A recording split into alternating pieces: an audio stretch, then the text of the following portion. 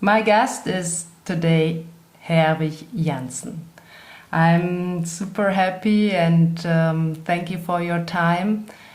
Herwig Janssen is Vice President Business Development for Johnson&Johnson.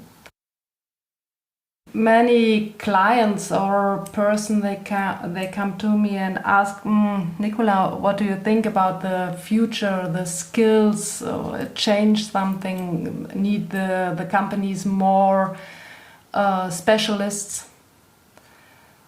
What do you think? It's a big change now in the world, no?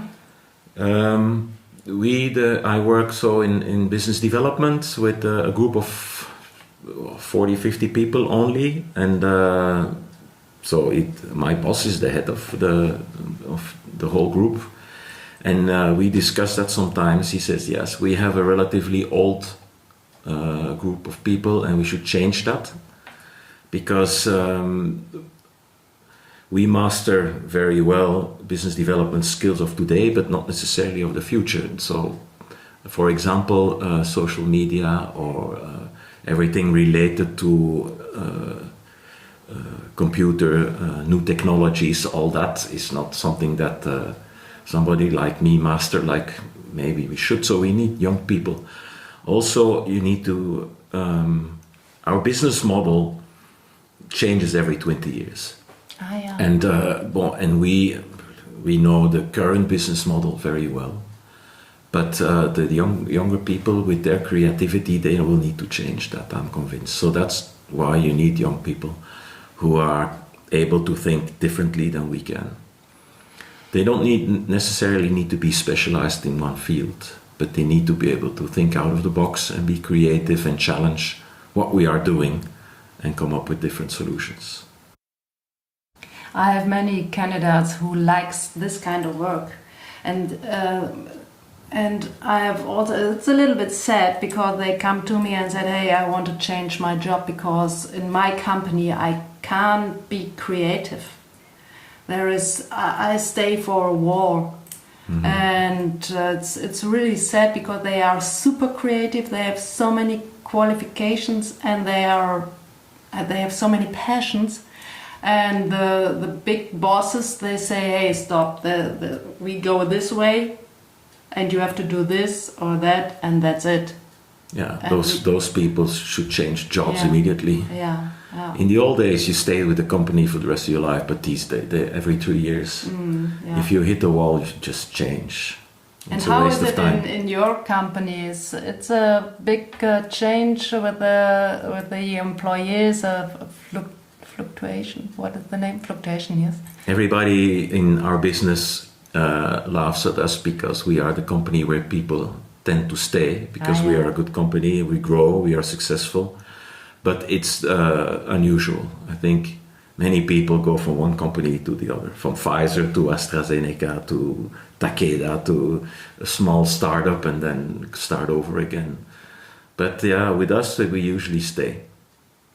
Yeah, I think in your company you have so many options to change the positions. Yeah, no? And it's encouraged. Yeah. It's a big change now for everything. Well, I saw that about 10, 15 years ago. Our model was not successful anymore, which was developing our own drugs. So we changed everything. We stopped developing our own drugs, internal R&D and clinical development. We continued, but at a lower level, and focused more on innovation through licensing deals. So we needed a lot of people who knew very, very well a certain disease area and were able to identify the products of the future. So in order to do that, you need to become very specific, so you cannot know everything. So we said, okay, we're only going to choose therapeutic areas where there is a huge need for innovation. For example, oncology. But you have hundreds of different forms of cancer. Could be breast cancer, could be prostate cancer, you name it. So even in oncology, we had to choose a couple of disease area strongholds. For example, prostate cancer. And then we tried to find the biggest experts in that field. And working for us and identifying the leading candidates of the future. And that was a fantastic model. So we became hugely successful because of that. But that was a big change. Huh? You had to fire people, you had to add people, you had to change organizations completely. And I think more or less now we are at the end of that era, because we are so big, it's very difficult to grow. We have $55 billion.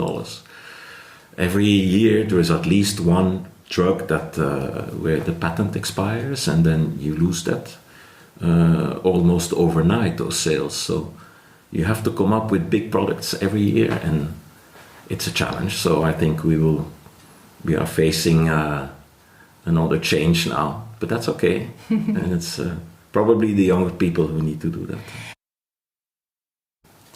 And Johnson is also a company who likes it to get other innovation companies, or you give other innovation companies. It's all about innovation in any single industry today. I have a friend who has a company, and he makes diapers. Mm-hmm. And even he, in order to win, he has to come up with an innovative diaper that is different from what is in the market today. In pharmaceuticals, definitely, because we sell very expensive drugs, and they will only be reimbursed when you can prove that the patient needs it and that it is cost effective. So, yeah. You are a friend of innovation solution, no?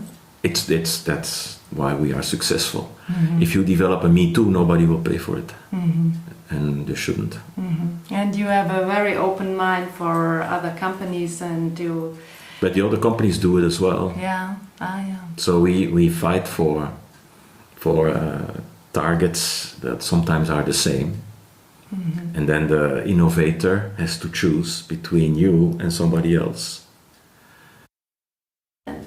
I have also so much oldest senior, old is not the right word, at our age, and they say, wow, I have so many years, and I have so many passions, I have so many fantastic skills, but they look about my age, and then they say, hey, you are too old. That's very frustrated and also very sad. So, and what do you think? It's what can we tell the people who are in a senior class? They are also very creative. Of course. No? You should not look at age. That's not what we do. But you have to perform. Yeah. So whether you are 65 or 25, you have to perform, and that's the criteria that they will use in order to evaluate you. It's nice when you have the view of this, of the skills. Mm-hmm. That's what they want, and they say they look first about my age, and then they say, hey, you are in the end of 50, middle 50. Or in the beginning of 60, but I want to work my whole life. But they say, no, you are too old. They're not at our company. Yeah. Yeah. Hopefully. I think, okay. But I'm happy that you say, hey, it's not important, no? It's absolutely not important. What I see the biggest change is when I was young and started Johnson&Johnson senior executive, were all white males. Mm-hmm. And that has now changed. For senior positions are now more or less 50-50, male and female. But what is now happening, and it's becoming much more diverse. So you have patient who come from, senior leaders who come from Asia, or from Latin America, from Africa, from all kinds of places. And that's very interesting. Yeah? Yeah, to work, yeah, it's fun.